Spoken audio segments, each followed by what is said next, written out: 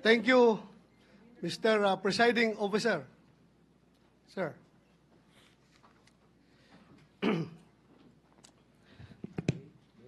So I would reiterate my motion. The Kindly motion restate itself- the motion you made earlier while the Senate was sitting in plenary session. Yes, Mr. President. In the spirit of true action, therefore, allow me to end by moving. I respectfully move that in view of its constitutional infirmities and question on the jurisdiction and authority of the 20th Congress, the verified impeachment complaint against Vice President Sara Zimmerman Duterte be dismissed. I so move, Mr. President. Mr. Presiding Officer. Senator Go is recognized for his seconding speech. Rather, Senator Judge Go is recognized for his seconding speech.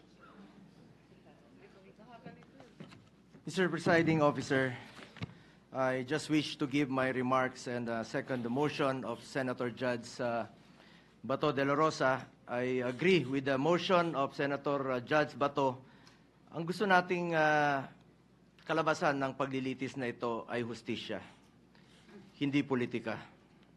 Mararating lang natin ito kung masasagot ang mga katanungang na hindi nabibigyan ng linaw hanggang ngayon. Kung kaya't sana naman pag-aralan natin ito ng mabuti. Tama na hindi dapat ito patagalin, pero hindi rin dapat ito madaliin. At the very least, pag-aralan natin ito ng mabuti. Baka naman maaari natin itong ibalik o i-remand muna natin. Tama naman po ang accountability.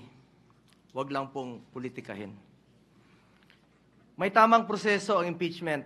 Dapat pag-aralan natin ito ng mabuti. Under Article 11, Section 3 of the 1987 Constitution, a verified complaint for impeachment may be filed by any member of the House of Representatives or by any citizen upon a resolution or endorsement by any member thereof, which shall be included in the order of business within 10 days and referred to the proper committee within 3 session days thereafter. On December 2, 2024, the first impeachment complaint endorsed by members of the House of Representatives was filed before the Secretary General of the lower house. Second and third impeachment complaints were filed in the succeeding days, duly endorsed by members of the House. Under Section 3 of the House Rules of Procedure in Impeachment Proceedings, a verified complaint for impeachment shall be filed with the Office of the Secretary General and immediately referred to the Speaker. Despite this rule, Mr. Presiding Officer, the 3 impeachment complaints filed were never referred to the Office of the Speaker. Instead, a 4th verified impeachment complaint signed by more than 200 congressmen, which now constitutes the articles of impeachment, was transmitted to the Senate. This brings into question the legality of such move when the Constitution provides that no impeachment proceeding shall be initiated against the same official more than once within a period of 1 year.